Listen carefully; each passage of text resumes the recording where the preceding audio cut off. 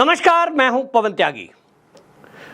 नरेंद्र मोदी एक बार फिर से देश के प्रधानमंत्री के रूप में शपथ ग्रहण करने वाले हैं। सरकार का गठन होने वाला है, लेकिन इसको लेकर अभी भी शंका आशंका है कि भारतीय जनता पार्टी और एनडीए के जो सहयोगी दल हैं, क्या आखिर वो पूरा समर्थन देंगे? ये सरकार 5 साल चलेगी? क्या मोदी जी बाकी सहयोगी दलों के सपोर्ट के बाद उनके दबाव में काम करेंगे? आखिरकार मोदी जी ने जो घोषणा की थी कि अगले 6 महीने में राजनीतिक भूचाल आएगा, कुछ बड़े और कड़े फैसले मैं लूंगा, क्या उस तरह के कड़े फैसले मोदी जी इस जो तंगी है, ये जो बहुमत का आंकड़ा किनारे से भारतीय जनता पार्टी और एनडीए ने छुआ है, इसमें वो कड़े फैसले कर पाएंगे? इस तरह के सवाल मीडिया और सोशल मीडिया पर चल रहे हैं। इस समय ये चर्चा जोरों पर है, कौन दल एनडीए का हिस्सा बनने जा रहा है, कितने दलों का समर्थन है। हाल ही में मीडिया में खबर आई कि जो एनडीए है उसने 300 का आंकड़ा पार कर लिया है। मैंने भी आपको पिछली वीडियो में बताया था कि जो एनडीए है उसके पास अब इतना बड़ा दल बहुमत होने वाला है कि वो आंकड़ा 325 को पार करेगा। मैं अभी भी इसको लेकर आश्वस्त हूं।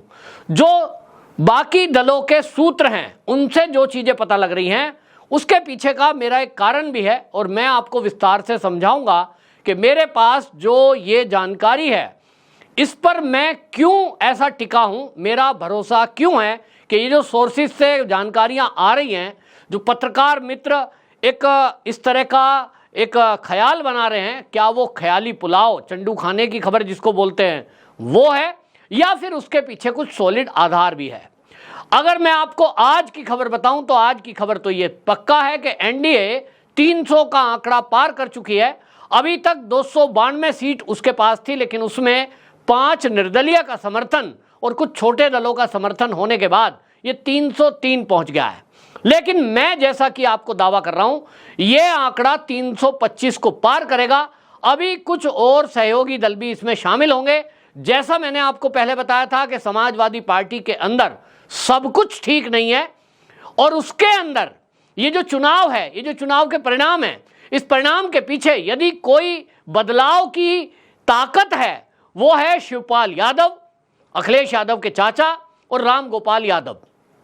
इन 2 लोगों की रणनीति के कारण यह परिणाम आया है जो आज समाजवादी पार्टी का उत्तर प्रदेश में आप ये देख रहे हैं कि उसने ऐतिहासिक जीत हासिल की है।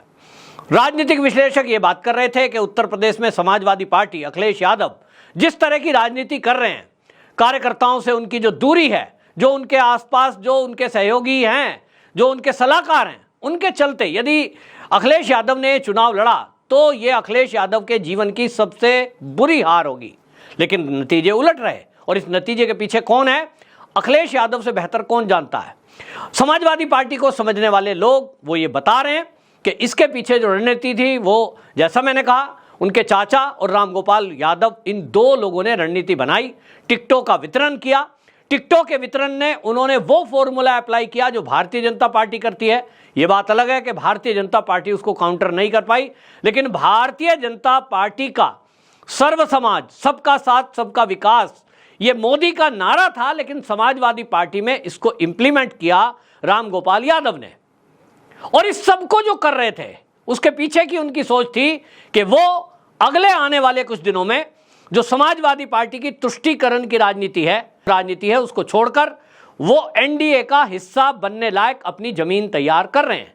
उन्होंने मन बना लिया है कि वो अब इस अखिलेश यादव की जो तुष्टीकरण की रणनीति है, जिसके कारण आप पिछली बार का अगर टिकटों के बंटवारे का आज सूची उठाकर देख लिए, 2014 की, 2019 की विधानसभा चुनाव की, तो आपको समझ में आएगा कि अखिलेश यादव के दिमाग में केवल एक फॉर्मूला फिट है, वाई। यही फॉर्मूला लालू प्रसाद यादव के दिमाग में है, वाई। उनको लगता है ये एम और वाई मिलकर के सत्ता की शीर्ष तक, कुर्सी तक पहुंचाने का फॉर्मूला है। लेकिन उत्तर प्रदेश में योगी आदित्यनाथ ने इस फॉर्मूले को फेल किया। इसी तरह नीतीश कुमार ने और भारतीय जनता पार्टी ने इस फॉर्मूले को मिलकर बिहार में फेल किया। लेकिन इस फॉर्मूले पर समाजवादी पार्टी पे इंप्लीमेंट हुआ। यह बात अलग है कि भारतीय जनता पार्टी में जिस तरह का ये फॉर्मूला अप्लाई होना चाहिए था। उसके पीछे के कारण मैं पहले बता चुका हूं, उसे रिपीट नहीं करूंगा।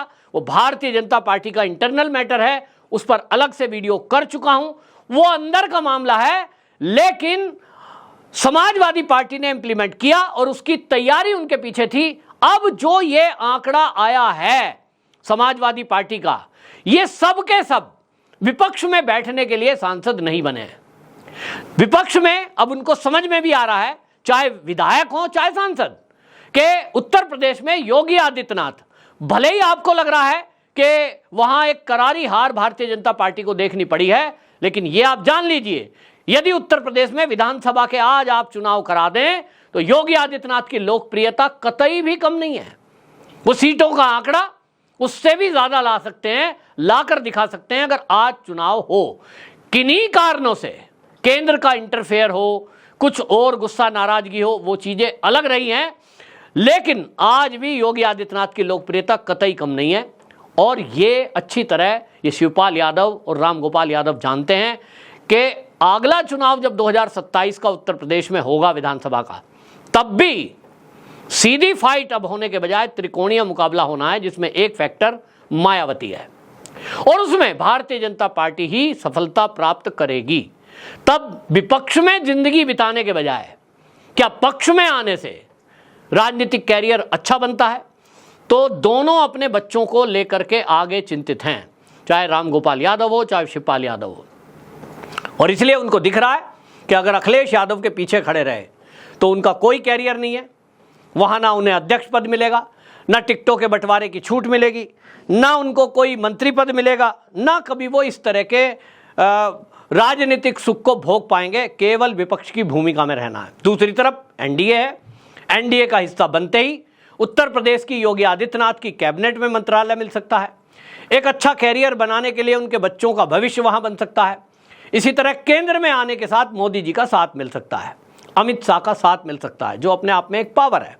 और इसीलिए मैंने जो कल कहा था कि 16 सांसद समाजवादी पार्टी के, वो शिवपाल यादव और अखिलेश यादव से अलग होकर रामगोपाल यादव के साथ वो इसीलिए आएंगे। अभी कुछ दिनों में आप देखेंगे कि इस जीत के बाद अध्यक्ष पद को लेकर बात उठेगी, पार्टी की कमान संभालने को लेकर बात उठेगी, और अंदर से आक्रोश अभी भी उभर चुका है कि एक तरफ शिवपाल और रामगोपाल यादव की व्यवस्था है, उसका नतीजा सामने है, और पिछले 2 चुनाव अखिलेश यादव के नेतृत्व में लड़े गए, उसका भी नतीजा समाजवादियों ने देखा है।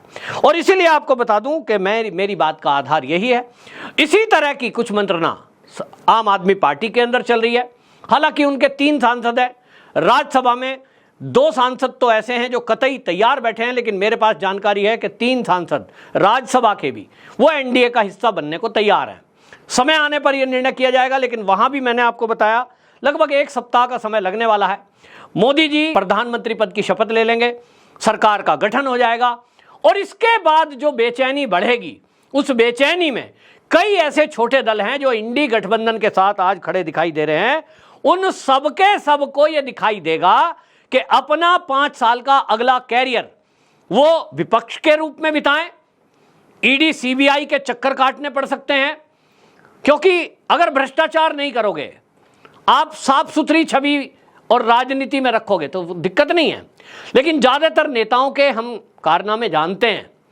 और इसीलिए एक ऑप्शन है कि आप सत्ता का सुख भोग सकते हो, दूसरी तरफ आप परेशानी और प्रॉब्लम में पड़ सकते हो, क्योंकि अगर आप राजनीति शुद्ध रूप से करोगे इसकी उम्मीद बहुत कम होती है, क्योंकि आपके ऊपर का जो नेतृत्व है, वो जो आपका ऊपर का नेता है, अगर वो आपसे कहीं ऐसा उल्टा पुल्टा काम करा दे तो फंसोगे तो आप। दिल्ली का उदाहरण हम देख रहे हैं, केजरीवाल जी कोई फाइल पर हस्ताक्षर नहीं करते, कोई मंत्रालय उनके पास नहीं है, लेकिन उनके ज्यादातर मंत्री इस मामले में फंसते हुए दिखाई दे रहे हैं। तो इसको लेकर अंदर अंदर बेचैनी है, अंदर नेता अपने आप में मंथन कर रहे हैं, और इसको लेकर यह मंथन और चिंतन अगले सप्ताह और बढ़ जाएगा, जब यहां मुख्यमंत्री को लेकर बात होने वाली है। क्योंकि एलजी जो ऑफिस है, वहां के सूत्रों की माने तो मोदी जी के शपथ ग्रहण के बाद दिल्ली के एलजी एक्टिव होंगे, और इस मामले में नए मुख्यमंत्री के चुनाव के लिए वो नोटिस देने वाले हैं। और उसमें जब ये प्रक्रिया शुरू होगी, वो साफ साफ होगा कि अगर आपने ऐसा नहीं किया तो विधानसभा भंग की जा सकती है। विधानसभा भंग होने वाली स्थिति को देखते हुए आम आदमी पार्टी में नया मुख्यमंत्री का चुनाव होना तय है। और नया मुख्यमंत्री का चुनाव होने का मतलब है सुनीता केजरीवाल। सुनीता केजरीवाल का नाम तय होने का मतलब है कि पार्टी में फूट। पार्टी में फूट होने का मतलब है कि दो धड़े होना, एक पक्ष में और एक विपक्ष में। तो केजरीवाल जी, सुनीता केजरीवाल जी और उनके जो खासम खास हैं वो रहेंगे इंडी गठबंधन में, तो जो दूसरा धड़ा है वो रहेगा एनडीए में। 3 राज्यसभा और 3 लोकसभा में वो सांसद आने वाले हैं। तो ये संख्या 3-3 करके दोनों सदनों में बढ़ने वाली है भारतीय जनता पार्टी की। ऐसा मेरे पास सूत्रों के हवाले से जानकारी है। पहले ही मैं ये बता चुका हूं कि ये केवल एक कयास है और कयास निराधार नहीं है, उसके पीछे के आधार भी मैंने आपको बताए जो कारण दिखाई दे रहे हैं। इसी तरह आप देखिए कि उद्धव ठाकरे को लेकर यह बात आ रही है कि उद्धव ठाकरे क्या भारतीय जनता पार्टी एनडीए का हिस्सा बनेंगे। तो मोदी जी की जो कार्यशैली है उसको जितना मैंने समझा है वो ये है कि वो दबाव में काम नहीं करते, किसी की ब्लैकमेलिंग में नहीं आते। हाल फिलहाल में भले ही वो किसी की बात मान लें, लेकिन वो अपना जीवन जीने की जो तरीका है, जो राजनीति भी करने का उनका तरीका है, वो राष्ट्रहित को सर्वोपरि रखते हैं, देश को सबसे आगे रखते हैं, निजी स्वार्थ, निजी मान सम्मान को साइड रखते हैं, सहयोगियों को साथ लेकर चलते हैं। लेकिन यदि कोई गलत बात पे ब्लैकमेल करेगा, कतई ब्लैकमेलिंग में नहीं आते हैं। इसी तरह की खबरें आ रही हैं शिवसेना उद्धव ठाकरे को लेकर के। वहां उद्धव ठाकरे शिवसेना सुनने में आ रहा है कि अभी तक तो तैयार नहीं है। तैयार हैं तो उनको मुख्यमंत्री बनना है। महाराष्ट्र में मुख्यमंत्री बनना है तो एकनाथ शिंदे को हटाना पड़ेगा, एकनाथ शिंदे को साइड करके उप मुख्यमंत्री बनाना पड़ेगा। तो अपना उप मुख्यमंत्री अजीत पवार दूसरे हैं, उनको हटाना पड़ेगा, बीजेपी का उप मुख्यमंत्री हटाना पड़ेगा और बहुत सारे फेरबदल करने पड़ेंगे। तो इस फेरबदल में फिलहाल भारतीय जनता पार्टी अपना मन बना रही है। इसीलिए देवेंद्र फडणवीस ने स्थिति को समझते हुए इस्तीफे की पेशकश की है।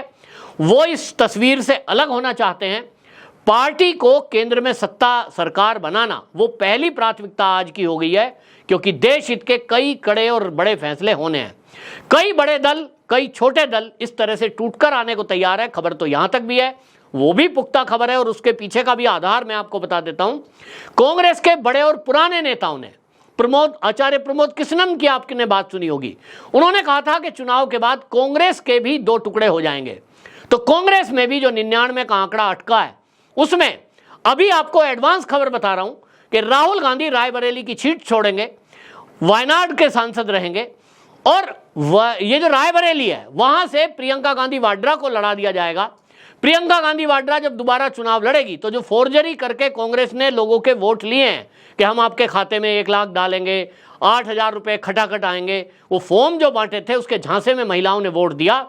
इस बार प्रियंका गांधी वाड्रा यदि वहां से लड़ेगी, यदि मैं इसलिए लगा रहा हूं क्योंकि उनको मैं पहले से ही आगाह कर रहा हूं, तो अगर उनमें समझ होगी तो वो वहां से लड़ने का फैसला नहीं करेंगी, क्योंकि जनता को आप इस्तीफा देकर ये कहकर के हम अब आपके बीच आए। सोनिया गांधी कह रही है मैं अपना बेटा सौंप रही हूं और वो बेटा चला जाएगा वायनाड। तब ऐसी स्थिति में प्रियंका गांधी वाड्रा यदि वहां से लड़ती है तब वो हारेगी निश्चित रूप से। वायनाड जाती है तो जीतने के चांस कुछ ज्यादा दिखाई देते हैं। अब फैसला उनका है, लेकिन पार्टी में 2 टुकड़े होना जरूरी है।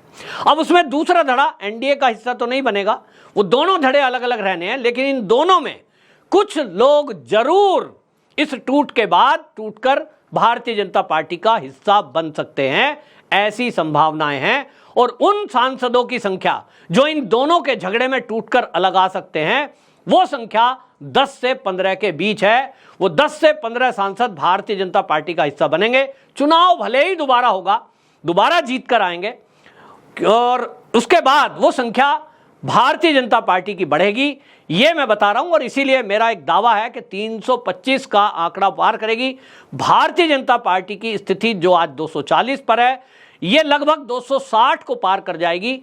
अभी शपथ ग्रहण समारोह के लगभग 1 सप्ताह के अंदर ये सब बदलाव होते दिखाई दे रहे हैं। और इसीलिए मैं कह सकता हूं दावे के साथ कि इंडी गठबंधन जो बिखरता दिखाई दे रहा है, दूसरी तरफ मोदी जी और एनडीए मजबूती के साथ अगले 5 साल सरकार चलाएगा, इसका भरोसा आप पक्की तरह से रखिए। मैं इस बात को लेकर आश्वस्त हूं पूरी तरह कि जो हालात दिखाई दे रहे हैं उसमें यह बात पक्की है कि मोदी जी और अमित शाह की जोड़ी इस तरह से अपने गठबंधन को मजबूत रखेंगे कि यदि कोई एक या दो दल उनको छोड़कर जाने का विचार भी करते हैं तो आज की डेट में ही 20 सांसदों की संख्या बहुमत से ज्यादा है। यह संख्या अगले आने वाले दिनों में 70 के करीब हो जाएगी। तो चाहे नीतीश कुमार हो, चाहे चंद्रबाबू नायडू हो, अगर कोई छोड़कर जाता है, संभावना जिसकी कम है, नीतीश बाबू की ज्यादा है, लेकिन अगर वो जाते हैं तो उनके जाने से कोई फर्क पड़ेगा नहीं। जिस तरह की बातें वो अग्निवीर को लेकर, यूसीसी को लेकर बोल रहे हैं, मैं पहले बता चुका हूं, मोदी जी इनके किसी भी दबाव में नहीं आएंगे।